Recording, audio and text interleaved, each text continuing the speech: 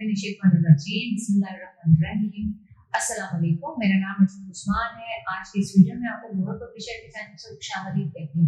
हमारा स्लोगन है redefining the geography of education through digital resources for conceptual learning. आज हम कोहर्स फिल्म सीरीज उर्दू जुमात अव्वल का सबक नंबर 7 खोलेंगे और वहाँ पर मौजूद हुआ सेहत और सफाई के बारे में जानेंगे। सबक पढ़ाने से पहले मैं असातिज़ा इकराम से मुखातिब होना चाहती हूँ और उनसे पूछना चाहती हूँ कि वो किस अंदाज से इस सबक को पढ़ाएंगे कि तलबा के अंदर दिलचस्पी पैदा हो और वो मालूमात हासिल कर सके।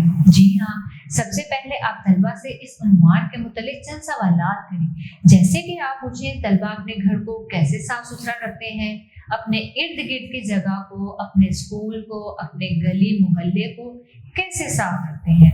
ये तमाम सवालात करके आप तलबा से जवाबात वसूल करें और इनकी हौसला अफजाई करें और फिर तलबा को बताएं कि सेहत और सफाई के बारे में, हमारी जिंदगी में सेहत और सफाई की अहमियत क्यों है।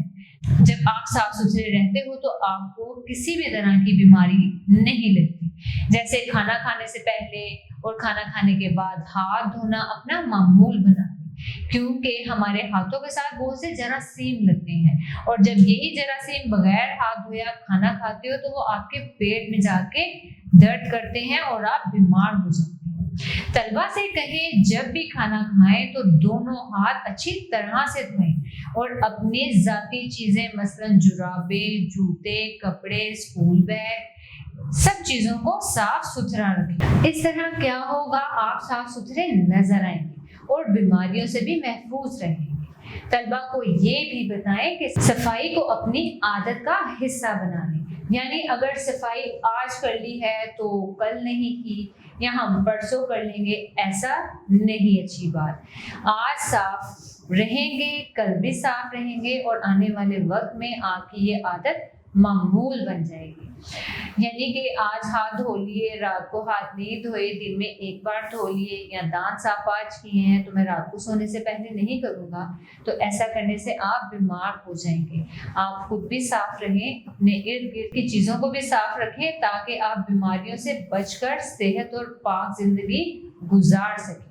इसके साथ साथ आप तलबा को ये भी बताएं कि सफाई निस्फ ईमान, सफाई बहुत ज़रूरी चीज़ है। आप दिन में 5 वक्त की नमाज पढ़ते हैं तो 5 बार वज़ू करते हैं, इस तरह आपके कितने जरासीम जो हैं वो ख़त्म हो जाते हैं।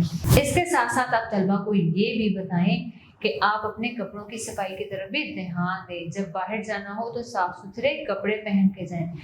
इन सब बातों को एहतियात से करके हम गंदगी से बचकर ज़िंदगी गुजार सकते हैं। अपने घर को, स्कूल को, गली मोहल्ले को और खुद को साफ सुथरा रखना आप सबके लिए बहुत ज़रूरी है।